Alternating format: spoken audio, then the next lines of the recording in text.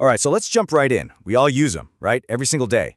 But what if I told you that one of the simplest parts of our language is actually leading a secret double life? Maybe even a triple life. Today, we're going to pull back the curtain on the hidden world of the humble adjective.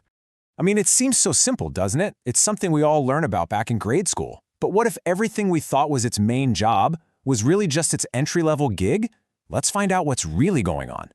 So, first things first, let's start with the basics, the job description that everybody's seen. What exactly is an adjective hired to do in the first place? Okay, so here it is, the classic textbook definition. An adjective's whole purpose is to jazz up a noun or a pronoun. Give us more detail about it. It's the word that answers questions like what kind or which one. And you see this everywhere. Blue tells us what the painting looks like. Funny gives us a quality of the alien. Italian tells us where the painting is from. It's super straightforward, direct, and honestly incredibly useful. This is the adjective in its most familiar role. Now, this main job actually has a formal name, and thinking of it this way really helps paint a picture.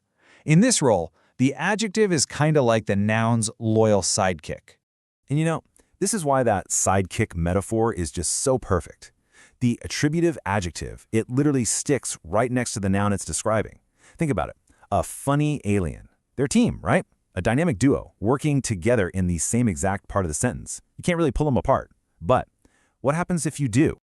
What happens when that trusty sidekick decides it wants a bigger, more independent role in the sentence?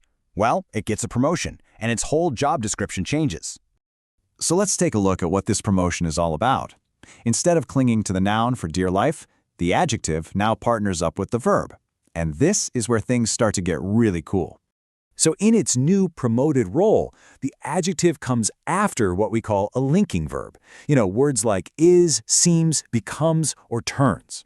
The adjective's job now is to complete the idea that the verb started, describing the subject from all the way across the sentence.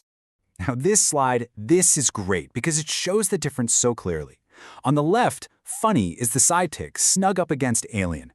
But on the right, funny is moved. It's now partnered with the verb is to describe the alien from a distance. The meaning is the same, but the grammar, totally different structure. And you see this all over the place. The painting became beautiful. Beautiful is completing the verb became and describing the painting. Lingo turned red. Red is completing turned and describing lingo. The adjective isn't just a sidekick anymore. It's a full-on partner to the verb. But wait, there's more.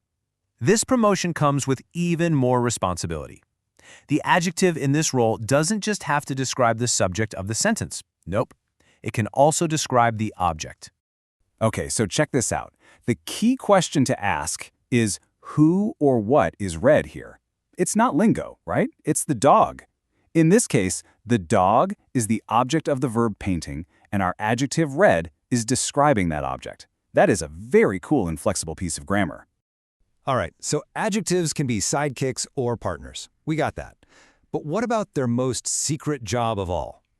Sometimes an adjective goes completely undercover, disguising itself as a whole other part of speech. Just take a look at this sentence. The young teach the old. Now ask yourself, where are the nouns, who's the subject, and who's the object? It seems pretty obvious, but there's a little trick hidden in there.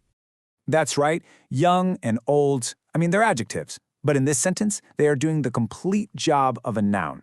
The young is the subject. They're the ones doing the teaching. And the old is the object. They're the ones being taught.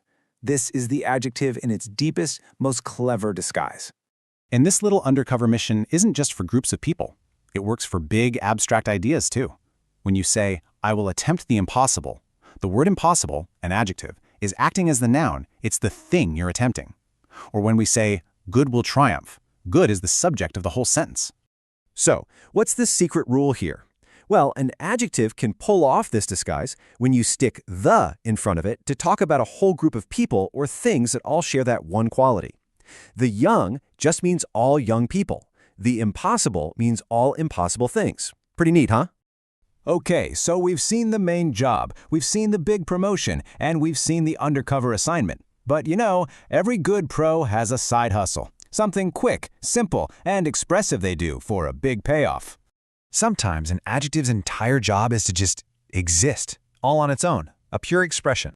It doesn't need a noun, it doesn't need a verb. It just needs a moment.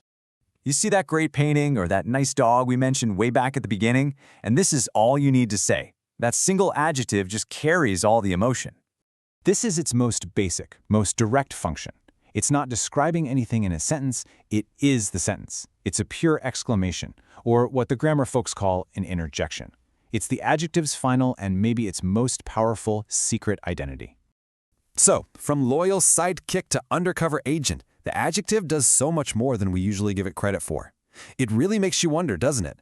What other words that we use every single day are out there leading secret lives we know nothing